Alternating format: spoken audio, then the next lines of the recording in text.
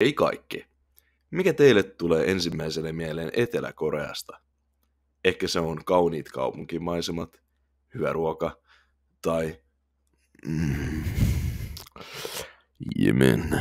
Oli miten oli. Ei varmastikaan mieleen tullut Parikkalan patsaspuistoa muistuttavaa seksifantasiaa. Tervetuloa Jeju Rakkaussaarelle. Te varmaan mietitte, miksi sitä kutsutaan siksi. Ja kertoisin teille, jos antaisitte minun puhua loppuun! Jeju Rakkaussaari on veistospuisto Etelä-Koreassa.